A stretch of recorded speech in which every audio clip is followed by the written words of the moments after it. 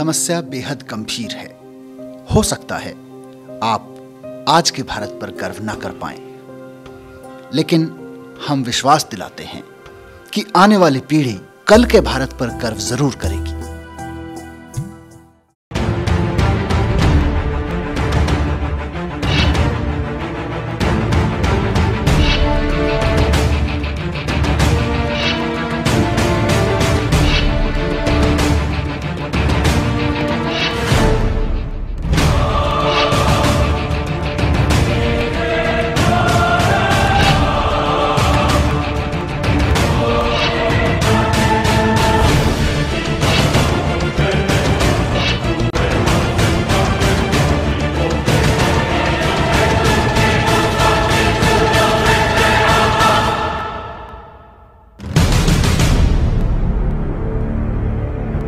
देश बदलाव मांग रहा है, लेकिन कैसा बदलाव? क्या बदलाव चाहता है आम आदमी?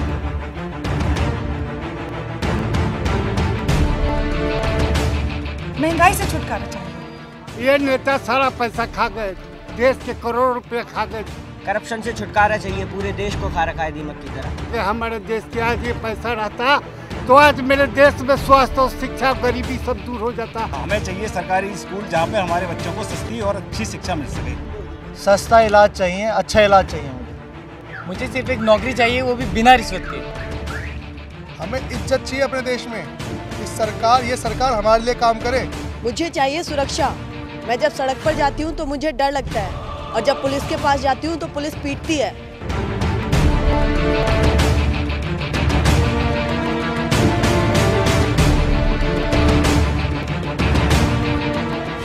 आम आदमी लोकतंत्र चाहता है, एक ऐसी व्यवस्था चाहता है जो उसकी मालिक बनकर ना बैठे, बल्कि उसके जीने में, उसके सपनों को पूरा करने में मददगार हो सके।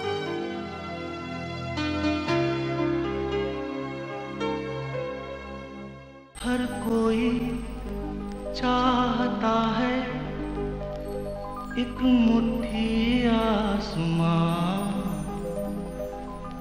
हर कोई ढूंढता है एक मुट्ठी आसमां, जो सीने से लगा ले हो ऐसा एक जहां। हर कोई चाहता है एक मुट्ठी आसमां। आम आदमी लोकतंत्र चाहता है। हर आदमी चाहता है कि लोकतंत्र में उसकी हैसियत 5 साल में महज एक बार वोट डालने वाली ना रहे। सरकारी दफ्तर में, स्कूल, अस्पताल, पुलिस, नगर निगम, पंचायत, इन सब में उसकी आवाज सुनी जाए। आम आदमी चाहता है कि देश के जल, जंगल, जमीन, खनिज, ये सब संसाधन हमारे और आने वाली पीढ़ियों के लिए बचे रहें। सरकार इनकी मालिक बनकर इन्हें खुलेआम लुटाए ना। आज संसद और सत्ता में बैठे लोगों में कोई एक नेता या एक पार्टी भी ऐसी नहीं दिखती जो आम आदमी की इन जरूरतों को पूरा करने की इच्छा भी रखती हो। और इतना ही नहीं, सत्ता में बैठे हुए लोगों का अहंकार इतना ज्यादा है कि आम आदमी की जरूरत पूरी करना तो दूर, ये उसकी बात सुनने के लिए उससे मिलने तक को तैयार नहीं है।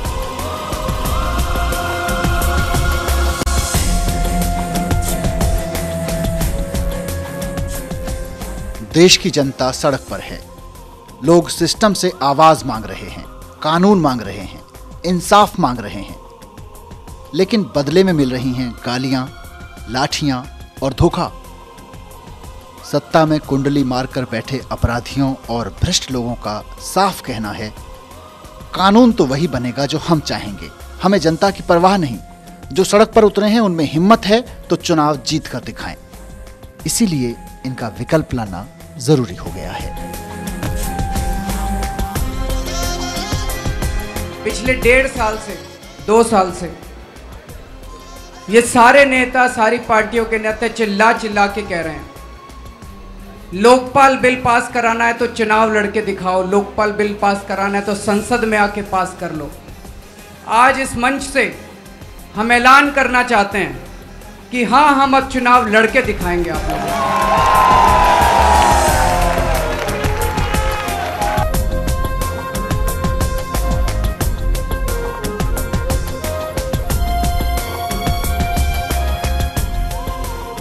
आम आदमी की पार्टी बन गई है। एक ऐसी पार्टी जिसमें ना कोई हाईकमान होगा, ना कोई परिवार। पद और टिकट चाहने वाले लोगों के लिए इस पार्टी में कोई जगह नहीं होगी।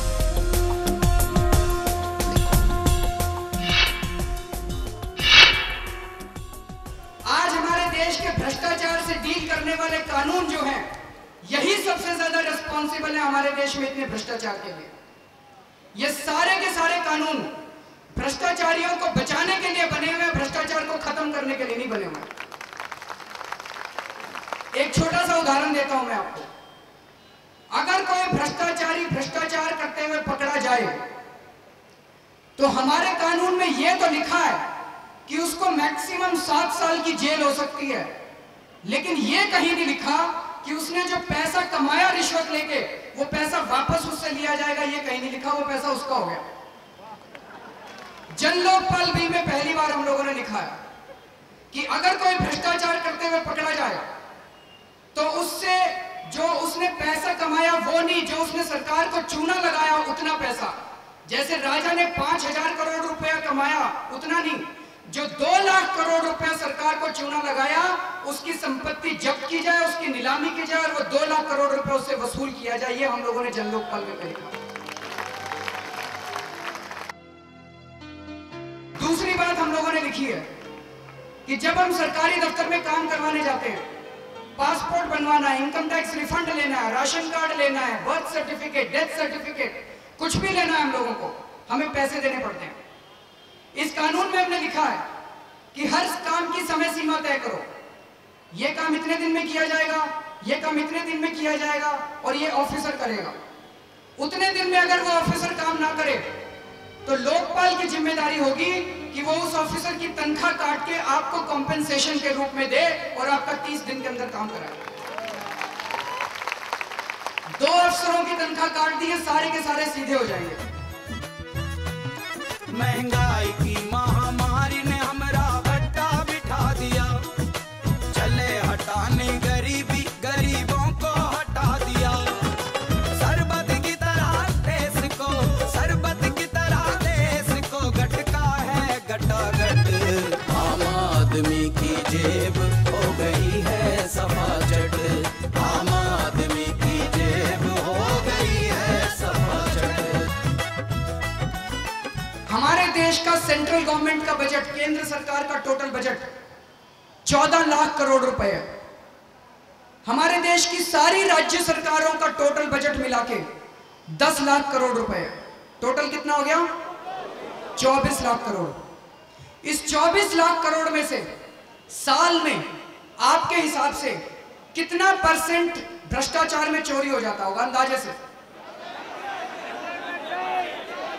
80%, 100% कह रहे हैं वो, 100%। मैं कह रहा हूं 5% मान लेते हैं।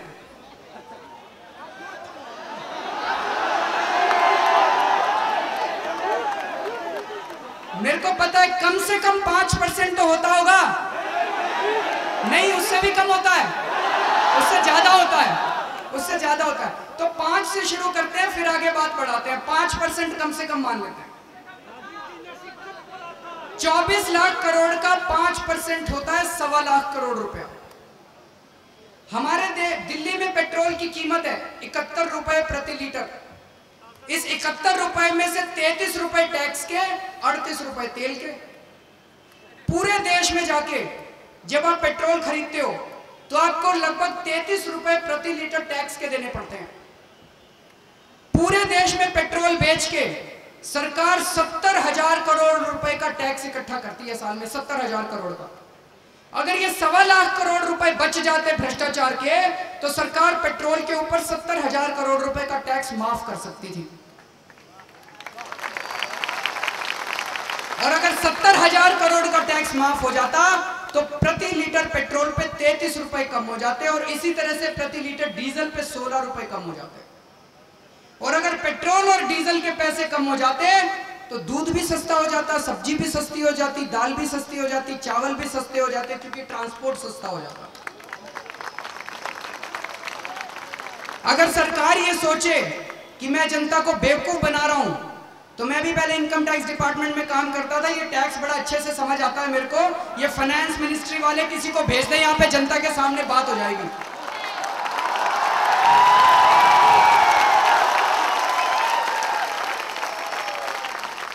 लेकिन साथियों ये लूट तंत्र है, लूट तंत्र। जानबूझ के महंगाई की हुई है, ये समझ में आने लगा और आप लोग भी अच्छे से समझिए। जानबूझ के महंगाई की हुई है, हम लोगों को लूटने के लिए महंगाई की हुई है। अंग्रेज पहले हम लोगों को लूट के सारा पैसा लंदन ले जाते थे और ये मंत्री अब हम लोगों को लूट के सारा पैसा स्विस बैंकों में ले जाते हैं। हो गई है पीर पर्वत से पिघलनी चाहिए, इस हिमालय से कोई गंगा निकलनी चाहिए। सिर्फ हंगामा खड़ा करना मेरा मकसद नहीं, मेरी कोशिश है कि ये सूरत बदलनी चाहिए।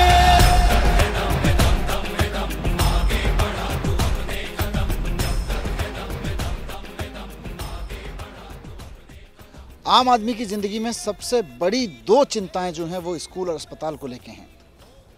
हर आदमी सोचता है कि बच्चों को कहाँ पढ़ाएंगे, अगर कभी बीमार पड़ गए तो अस्पतालों का बिल उठा पाएंगे या नहीं उठा पाएंगे। हमारा ये मानना है कि सरकारी स्कूलों को और सरकारी अस्पतालों को वर्ल्ड क्लास बनाकर वहाँ पर सबके लिए फ्री एजुकेशन उपलब्ध होनी चाहिए। और जब हम ये कह रहे हैं तो इसका मतलब ये नहीं है कि हम प्राइवेट स्कूल्स को बंद करने की बात कर रहे हैं, प्राइवेट हॉस्पिटल्स को बंद करने की बात कर रहे हैं। हमारा मानना है कि सरकारी स्कूलों को वर्ल्ड क्लास होना चाहिए और वहाँ पे हर आदमी को फ्री एजुकेशन मिलनी चाहिए।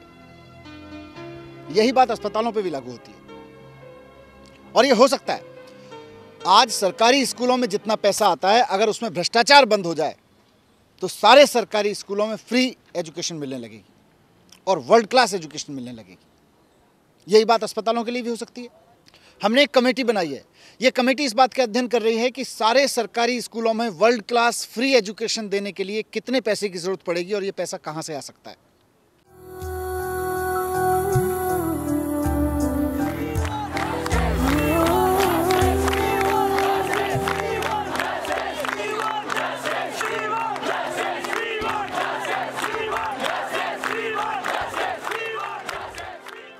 महिलाओं की सुरक्षा आज एक बहुत बड़ा मुद्दा बन चुकी है। देश की राजधानी दिल्ली में हर रोज़ बलात्कार की घटनाएं घट रही हैं और दिल्ली की मुख्यमंत्री शीला दीक्षित क्या कर रही हैं? वो बलात्कार रोकने के लिए शांति मार्च निकाल रही हैं, पीस मार्च निकाल रही हैं। लेकिन जो अधिकारी जिनके ऊपर बलात्कार के आरोप लग रहे हैं उनको प्रमोशन दे रही हैं वो साथ साथ। इससे बलात्कार रुकेंगे? हालात आज ये हो गए हैं कि देश की राजधानी दिल्ली में महिलाओं को सड़क पर निकलते हुए डर लगता है। ये बात ठीक है कि बलात्कार जैसी वारदात को अगर रोकना है तो समाज की मानसिकता भी बदलनी पड़ेगी, लेकिन सरकार की कोई जिम्मेदारी बनती है कि नहीं बनती है? आज बलात्कार के मामले 10-10, 15-15 साल तक कोर्ट में चलते रहते हैं और उसमें से भी सिर्फ 20% लोगों को सजा मिलती है, 80% तो फिर भी बचे रह जाते हैं, बाहर रह जाते हैं। अगर बलात्कार जैसी घटनाओं को रोकना है और समाज में ये संदेश देना है कि कानून है, तो 3 बदलाव तुरंत करने पड़ेंगे। पहला तो यह है कि बलात्कार के हर मामले में 2 महीने के अंदर अंदर सजा हो जाए। दूसरी बात यह है, इसके लिए जितने भी जांच अधिकारी और फास्ट ट्रैक कोर्ट की जरूरत पड़े वो तुरंत बनाए जाएं। और तीसरी बात यह है कि महिलाओं के खिलाफ होने वाले हर अपराध में सख्त से सख्त सजा का प्रावधान किया जाए।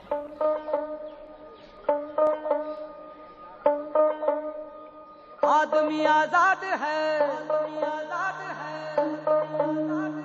देश भी स्वतंत्र है, राजा गए रानी गई अब तो प्रजातंत्र है।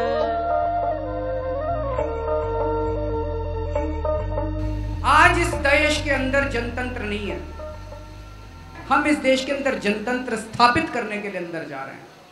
हम इस देश के अंदर ऐसी व्यवस्था लागू करने के लिए जा रहे हैं कि सीधे सीधे जनता का राज हो। जैसे 2 उदाहरण देता हूं, एक ब्राजील का उदाहरण देता हूं और एक दिल्ली की एक झुग्गी बस्ती का उदाहरण देता हूं। दिल्ली की एक झुग्गी बस्ती है, संतोष जहां से आती है, वहां पे स्कूल नहीं है, सीवर नहीं है। 20 साल हो गए लोगों को झक मारते मारते, लोगों को सरकार के पास जाते हैं, स्कूल दे दो, सीवर दे दो। सरकार कहती है पैसा नहीं है। 3 साल पहले उसी सरकार ने वहां पे 80 लाख रुपए के फव्वारे बनवाए। लोगों को फव्वारे तो नहीं चाहिए, और वो फव्वारे जिस दिन उद्घाटन था उस दिन भी नहीं चले। क्यों? क्योंकि पानी नहीं है वहां पे।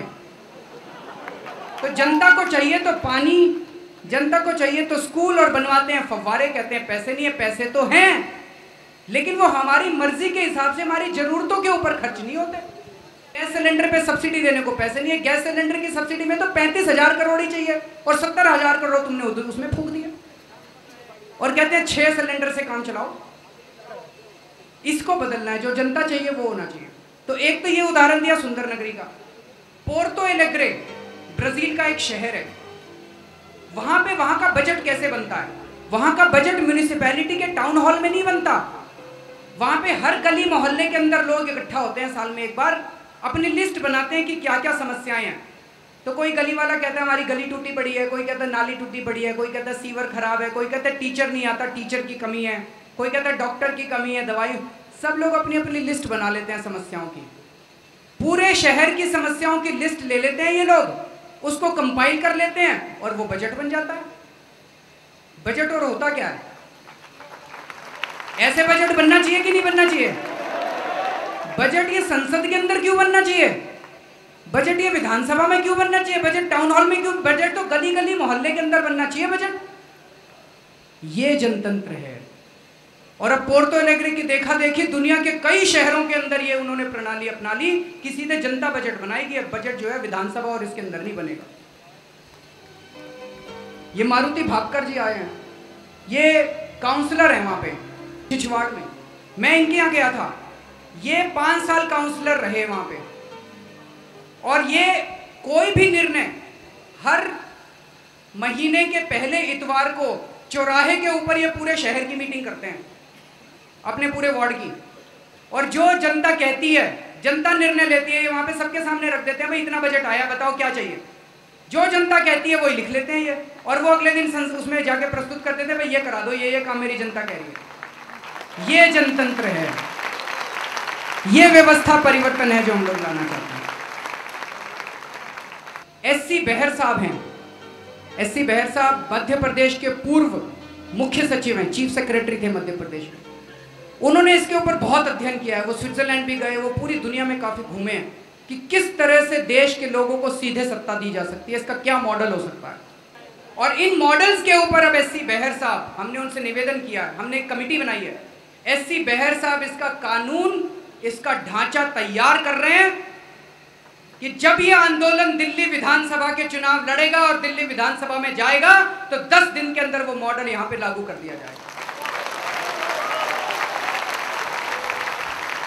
दिल्ली के अंदर सीधे सीधे जनता राज करेगी, दिल्ली के अंदर सीधे सीधे जनता बजट बनाएगी। बजट जो है वो विधानसभाओं के अंदर और अंदर नहीं बनेगा। जन के लिए, जन के द्वारा, जनता का राज है। प्रजातंत्र सबसे बड़ा हम सबको नाज है। जन के लिए, जन के द्वारा, जनता का राज है। प्रजातंत्र सबसे बड़ा हम सबको नाज है। छोटा सा मगर शक्ति में। हमारे देश में ना तो ईमानदार लोगों की कमी है, ना मेहनत करने वाले लोगों की कमी है और ना संसाधनों की कमी है। एक ही कमी है, व्यवस्था की कमी है। पिछले 65 साल में कितनी पार्टियां आई हैं? कांग्रेस है, बीजेपी है, Sapa, Basapa, DMK, AIADMK, JD, RJD, BJD, किसी राज्य की कोई पार्टी है, किसी जाति की कोई पार्टी है, किसी धर्म की कोई पार्टी है। ज़रा सोच के देखिए कि इन पार्टियों में से किसी के पास देश में महंगाई का समाधान है, देश में भ्रष्टाचार का समाधान है, देश में जो अत्याचार हो रहे हैं आम आदमी पे उनका कोई समाधान है? किसी के पास कोई विजन है? किसी के पास कोई कार्यक्रम है? इन सब ने पिछले 65 साल में एक ही खेल खेला है, पैसे से सत्ता और सत्ता से पैसा। अगर आपको भी ऐसा लगता है तो देश की राजनीति को बदलने के लिए अब आपको आगे आना पड़ेगा। देश को लुटने से बचाना है तो समय निकालिए। खाक नशीनों उठ बैठो, वो वक्त करीबा पहुंचा है। जब तख्त गिराए जाएंगे, जब ताज उछाले जाएंगे। खाक नशीनों उठ बैठो, वो वक्त करीबा पहुंचा है। जब तख्त गिराए जाएंगे, जब ताज उछाले जाएंगे। अब टूट गिरेंगी जंजीरें, अब जिंदानों की खैर नहीं। जो दरिया झूम के उठे हैं, तिनको दिन टाले जाएंगे। अब टूट गिरेंगी जंजीरें, अब जिंदानों की खैर नहीं। जो दरिया झूम के उठे हैं तिनको से टाले जाएंगे। दरबार वतन में जब एक दिन सब जाने वाले जाएंगे, कुछ अपनी सजा को पहुँचेंगे, कुछ अपनी जगह ले जाएंगे।